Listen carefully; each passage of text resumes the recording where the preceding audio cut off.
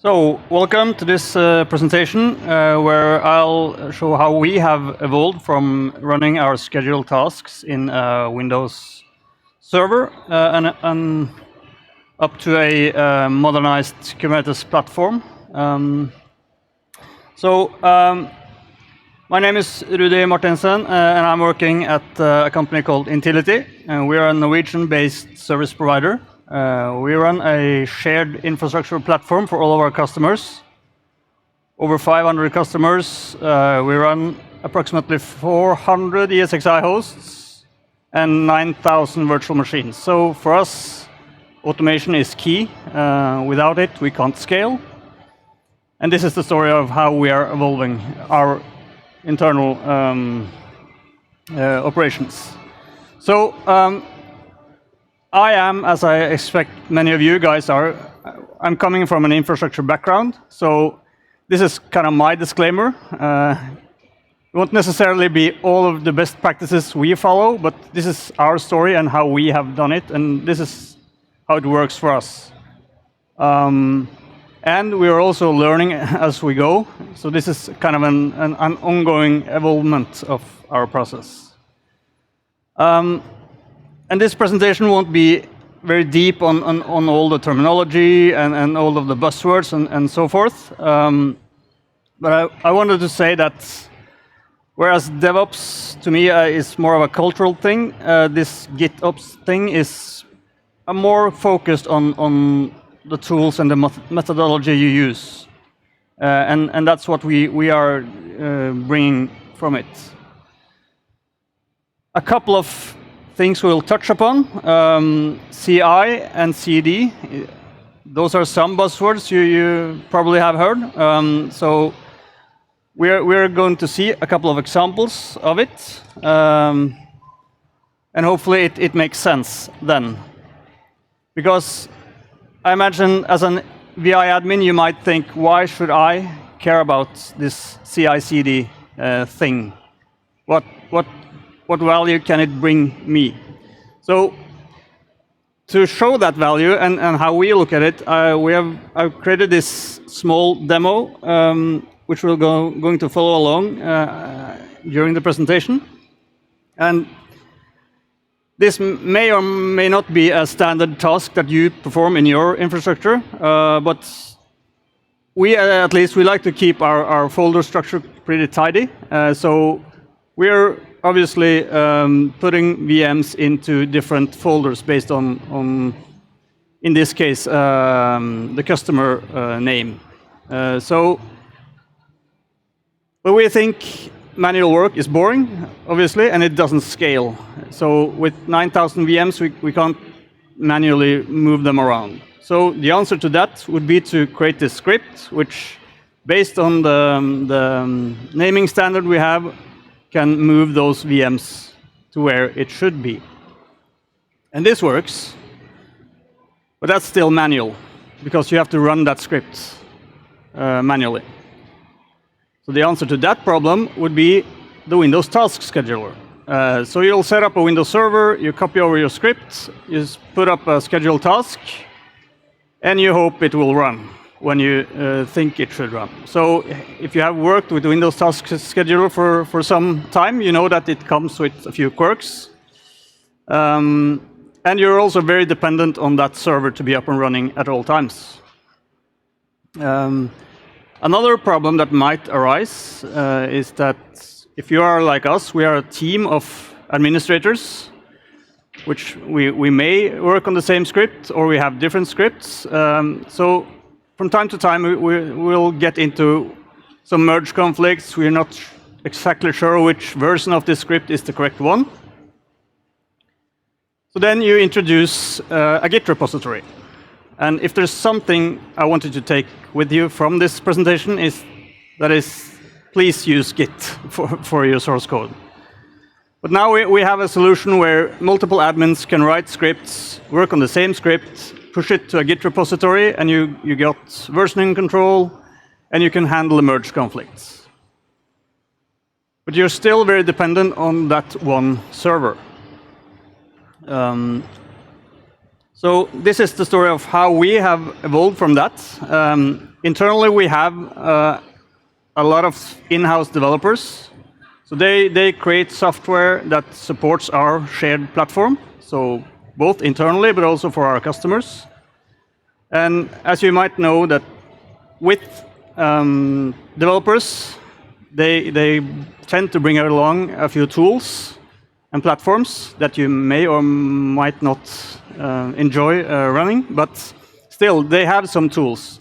So we have just taken advantage of that existing platform that they have and the tools they are using. So based on a Kubernetes platform and with their developer tools. So we haven't set up anything specially for this. But the first thing to do when we were to move this to Kubernetes was obviously to containerize it. We needed a way to run that script inside of a container. And unfortunately, no live demo, but this is a recording. So first thing to do is then to make this run in a container is obviously we can't sit and type in the password. So in this case, we are pushing those through environmental variables. Might not be the best practice, but this is for the demo. This is how we do it. So in this case, we have based the container image from the official VMware PowerCLI image. We copy over the script to the container, and we build a new container image out of it. This takes some seconds, but now we have a container image locally on our machine. So let's try to run that.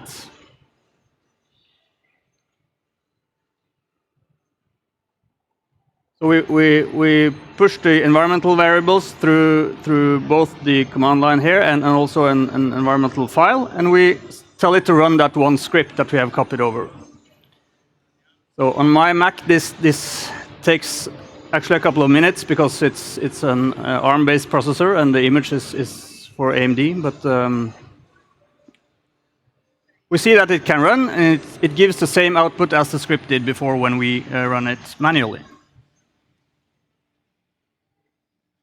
So now we have created a container image of it. The next step would be to run this in our Kubernetes cluster. And to run a container in Kubernetes, you may or may not know, but then you have to run it inside of a pod. So we create a pod specification telling it to run a container based on that container image.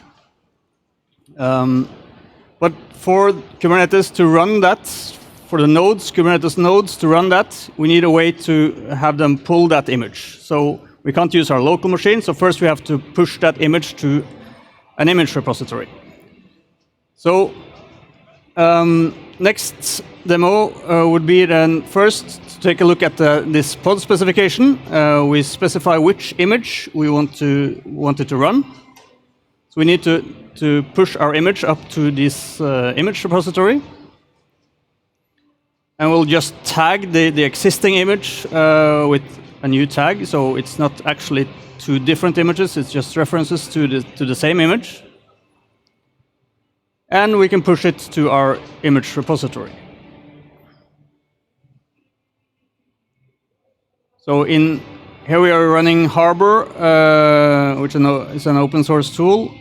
So we have a project called PS where we are pushing all our PowerShell-based container images. And we can see we have our image available with that tag that we specified. Now, let's try to run this image inside of our Kubernetes cluster. So the cluster has one namespace called Argo demo, which is empty by now. The only thing that lives in there is two secrets, which is specifying the credentials for authenticating to both the vCenter and the Harbor registry. There's also other ways of doing this, obviously, but again, this is how it works for us. So now the next step would be to try to run this pod inside of our Kubernetes cluster. So we are applying the specification. This is now happening locally on the Kubernetes cluster. So we can go and check if that pod got created. It does, and then it's now spinning up a container. And after a few seconds, that container should start to run, and then it will start to run our script. And we can also verify that this is the same script. We can go and check the logs of that pod, because we are outputting the same thing as we have done locally on our machine.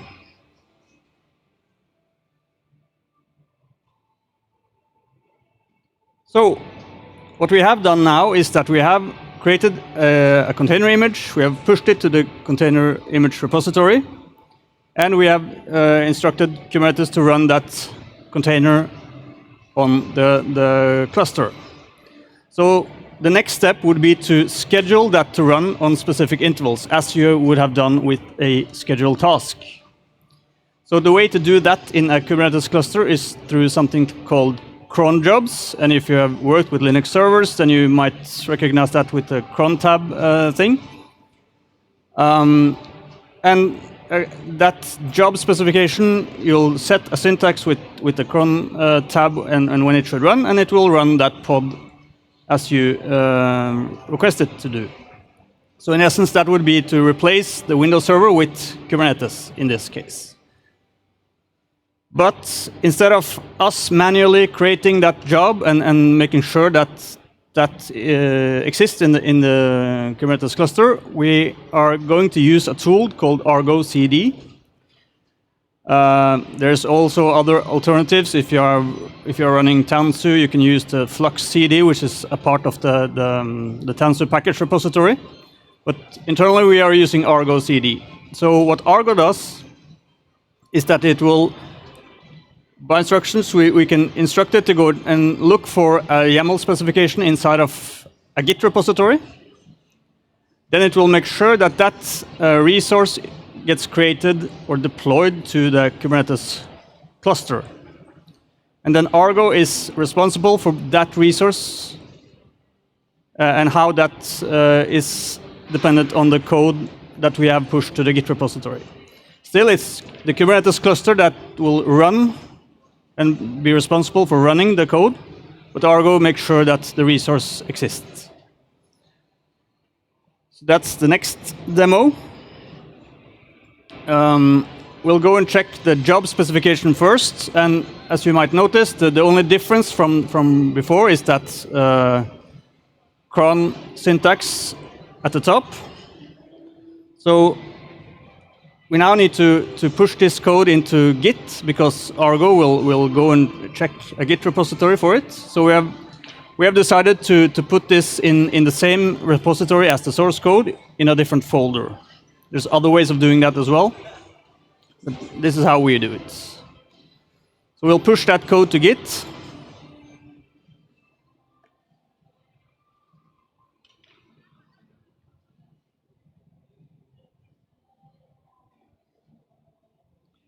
And just verify that our code has been uploaded. So this is the same job specification. Now we'll instruct Argo to connect to this Git repository.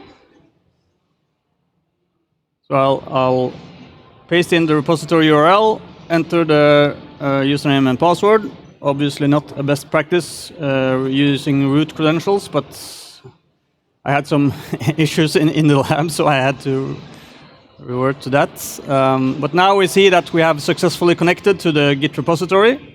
We can now go and create an application, which is the name for it in Argo. So we'll give it a name. We'll put it in a project in Argo, which is just a logical construct. And then tell it where in that repository should you go and look for the YAML specification. And then that was the folder name there, the GitOps. And then where should this run? So Argo is running in the same Kubernetes cluster, so we can use the default service label. And we specify the namespace. So at this point, nothing has happened on the Kubernetes side because we haven't synchronized this yet, but we can go in and check what Argo will create. So the desired state of this application would be that job specification. So the moment we go and synchronize this, Argo will reach out to the Kubernetes cluster, and it will create that cron job.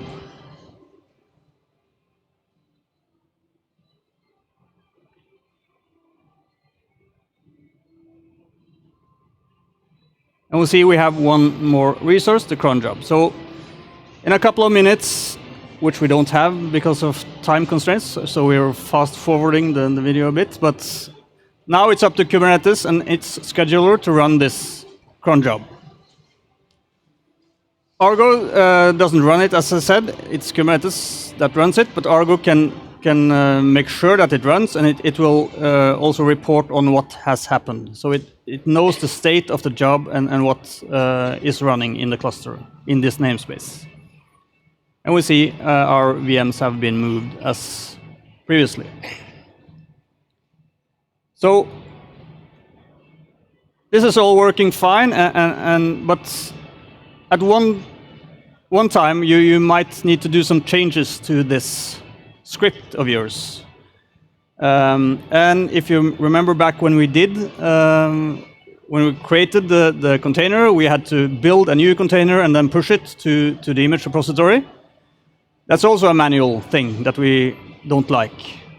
So instead of us doing that manually, we'll take advantage of the built-in CI functionality in the Git repository, GitLab in this case, to have GitLab do that for us. So the way we do that, or first let's just take a look. We're still running on the 001, but now there's a problem in our code. Something has happened. So after a bit of troubleshooting, we see that someone has renamed that folder. So we decided to fix that by updating our script with a new name. So we go and fix that first. And obviously we'll test it and all of this, and then we'll push it up to the Git repository, so we always have the latest version available there.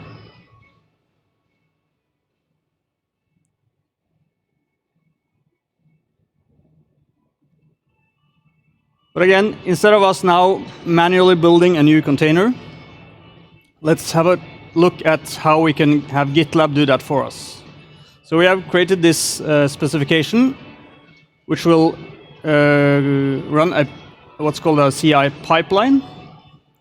And here we are using a little tool called Kaniko, which can work with Docker files and build Docker containers or container images, and then also push them to a registry. And there's also other alternatives here. But based on a tag, we're only running this pipeline based on a new tag. So we tag our repository and then push that tag to the GitLab. We'll see that this pipeline is firing. And there's one job, and that's building the new image and pushing it to the image repository.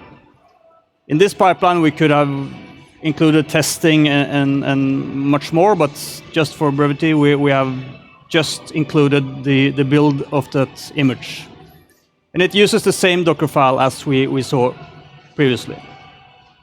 So we now have a new image available to us just because we pushed something to Git. So the next step now would be to update the job specification in Argo to use this new image. But again, instead of us going into Argo, synchronizing, and so forth, we'll enable auto-synchronization in Argo so that it's based on a schedule. I think it's 15 minutes by default. It will automatically go and check if there is some changes to this GitOps code. So let's check that first. We will go in and verify that we are still running the GitOps or the cron job on the old image. We'll go and enable the autosync in Argo. And then we'll go and update our GitOps code. This is also something that could have been done in the CI pipeline. So just to update what image we are supposed to run. But we have chosen to do this as a manual step for now, because we want to have full control over when do we put this new image into production. So we're now pushing this code to the GitOps, to the Git repository. So we will just go and verify that the new image tag is available or is used, which it is. And now it's just a matter of waiting. So I think, as I said, 15 minutes as the default. We will notice that it fires off a new job. It will error out again because it still uses the old version of that image. But now it has found that there's some changes in the GitOps code. So let's go and fetch those. So the image tag has been updated. Still, I think it fails one more time because that job got started before the synchronizing was finished. But the next time now, the correct image should be used.